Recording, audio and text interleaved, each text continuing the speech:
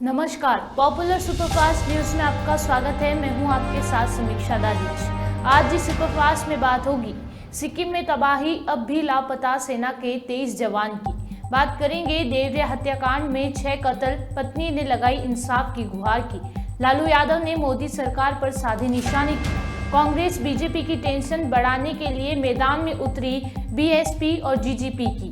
बात करेंगे भूकंप से फिर कांपी उत्तराखंड की धरती की। अब 600 रुपए में मिलेगा गैस सिलेंडर, मोदी कैबिनेट के बड़े ऐलान की। साथ ही जानेंगे पंजाब में पटियाला में पराली जलाने की घटना की। उज्जैन रेप मामले में बड़ी कार्यवाही, आरोपी के घर पर चला बुलडोजर की। बात करेंगे पीएम मोदी का चुनाव से पहले जबलपुर से एमपी की जनता को तोहफे की। और आखिर में बात होगी दिल्ली एनसीआर में अक्टूबर के साथ ठंड की दस्तक की। इसके साथ ही और भी तमाम बड़ी खबरों से आपको कराएंगे रूबरू। उत्तरी सिक्किम में साउथ लहोनक झील में मंगलवार देर रात बादल फटने से तबाही मच गई। तिस्ता नदी में 15 से 20 फीट ऊंची लहरें चल रही हैं, जिससे पूरा इलाका क्षतिग्रस्त हो गया है। बादल फटने से सिक्किम के 3 जिले मंगन, गंगटोक और पांगयोक सबसे ज्यादा प्रभावित हुआ है। सड़कें, हाईवे और पुल ताश के पत्तों की तरह ढह गई। वीडियो में तबाही का मंजर साफ देखने को मिल रहा है। In the Lonak Lake in the northern Sikkim area, the Teesta River got flooded and the Lachen Valley especially got affected. It's got some army establishment there.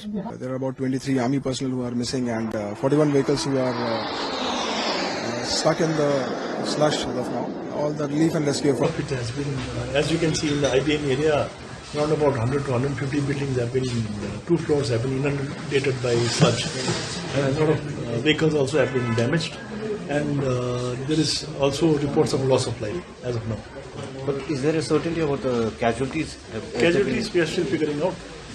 We have, as of now, we are reporting around 20 missing. 20 missing. We've also received some information about 23 army personnel from Bardhan. So that is also there. Army separately, there are some casualties with regards to the army. We are expecting around 3,000 to 4,000 people who have been evacuated last night. Last night around 1:32 evacuations were done by Sikkim Police, by MEO Rampu and SDM Rampu's team. So all they were evacuated. There are still some people who are still on the houses. So they are also being evacuated by fire service and by NDRF now. And with regards to people who have been evacuated, we have opened 5 relief camps. So they can now.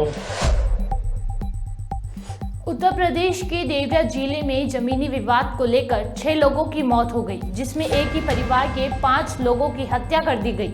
जमीन विवाद के चलते इस गांव में जिस तरह से खूनी खेल हुआ, उसे देखकर इलाके में दहशत का माहौल अभी भी बना हुआ है। इस खूनी खेल में हत्यारों ने ना ही बच्चों को देखा, ना ही महिलाओं को। जो सामने आता गया उनको मौत के घाट उतारते गए। वहीं इस हत्याकांड को लेकर प्रेमचंद यादव की पत्नी शीला यादव ने कहा कि हम चाहते हैं कि अब उनका पूरा परिवार साफ हो जाए। बिहार में जातिगत जनगणना की रिपोर्ट सामने आ जाने के बाद सियासत तेज हो गई है। जातीय गणना के बाद अब आरजेडी प्रमुख लालू प्रसाद यादव ने आरक्षण बढ़ाने की मांग की है। आरजेडी प्रमुख लालू यादव का कहना है कि आबादी के हिसाब से आरक्षण का कोटा होना चाहिए। जैसा संख्या हुआ है उस अनुरूप बढ़ाया जाएगा। बीजेपी सवाल उठा रही कि आप लोग विभाजनकारी नीति को। बीजेपी ने इतना दिन तक हक मारा ना, बीजेपी हक मारा, अब उसकी हकमारी पकड़ में आ गया है। क्या रिजर्वेशन के दायरे को 50% कैप को बढ़ाया जाएगा? बढ़ाया जाएगा, जैसा संख्या हुआ है उस अनुरूप बढ़ाया जाएगा। बीजेपी सवाल उठा रही कि आप लोग विभाजनकारी नीति को। बीजेपी ने इतना दिन तक हक मारा ना, बीजेपी हक मारा, अब उसकी हकमारी पकड़ में आ गया है। अब पकड़ में आ गया है तो अड़ा बड़ा बात बोलेगा। मध्य प्रदेश में बसपा और गोंडवाना गणतंत्र पार्टी यानी कि जीजीपी ने पहली बार चुनाव लड़ने के लिए गठबंधन किया है। मध्य प्रदेश में 230 सदस्यीय विधानसभा के चुनाव के लिए दोनों की 20 सीटों के बंटवारे पर जो सहमति बनी है, उसके अनुसार बसपा 178 निर्वाचन क्षेत्रों में चुनाव लड़ेगी, जबकि जीजीपी 52 सीटों पर अपने उम्मीदवार उतारेगी। देश के उत्तर भाग और नेपाल में 3 अक्टूबर को भूकंप के तेज झटके महसूस किए गए थे। ये झटके इतने तेज थे कि लोगों को अपने घरों से बाहर भाग कर आना पड़ा। इसका केंद्र नेपाल बताया गया था और इसका असर पहाड़ी राज्य उत्तराखंड में भी देखा गया, जिसके बाद वाडिया हिमालय भूविज्ञान संस्थान के वरिष्ठ वैज्ञानिक डॉक्टर RJ पेरुमल ने दावा किया था कि एक बार फिर से भूकंप उत्तराखंड में आएगा।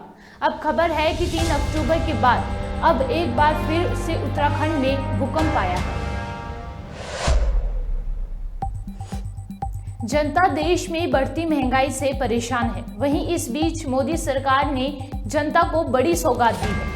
केंद्र सरकार की ओर से बुधवार को तेल विपणन कंपनियों को प्रधानमंत्री उज्ज्वला योजना के तहत 75 लाख LPG कनेक्शन देने के लिए 1650 करोड़ रुपए मंजूर किए गए। इस पैसे का उपयोग उज्ज्वला योजना के तहत नए कनेक्शन देने के लिए किया जाएगा। पंजाब में इस बार धान की कटाई के दौरान पराली जलाना शुरू हो गया है। राज्य में 15 सितंबर से धान की कटाई शुरू हो गई है, लेकिन पिछले 16 दिनों के भीतर पराली जलाने के 342 मामले सामने आए हैं। पिछले 2 सालों के मुकाबले इस बार पराली जलाने के मामलों में भारी बढ़ोतरी दिखी है। मध्य प्रदेश के उज्जैन में 12 साल की बच्ची से हुए रेप कांड में मामले में आज मुख्य आरोपी भरत सोनी के अवैध निर्माण पर बुलडोजर चला। आरोपी ने उज्जैन के नानाखेड़ा क्षेत्र में सरकारी जमीन पर कब्जा कर रखा था। मध्य प्रदेश में चुनावी बिगुल बज चुका है। ऐसे में पार्टियों और नेता राज्य का दौरा कर चुनावों का अपने पाले में खींचने का पुरजोर कोशिश कर रहे हैं। इसी क्रम में प्रधानमंत्री मोदी आज MP के जबलपुर में दौरा करने वाले हैं। इस क्रम में वे मध्य प्रदेश को 12,600 करोड़ रुपए की सौगात देंगे।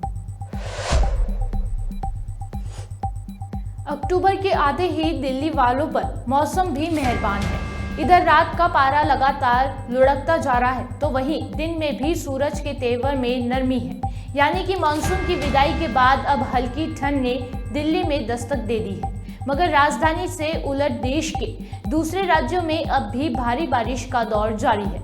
मौसम विभाग की माने तो पश्चिम बंगाल, उत्तरी ओडिशा, बिहार, झारखंड और सिक्किम में अगले 3 दिनों तक भारी से बहुत भारी बारिश होने के आसार हैं। सुपरफास्ट टॉप 10 न्यूज में आज के लिए इतना ही। देखते रहिए पॉपुलर टीवी। धन्यवाद।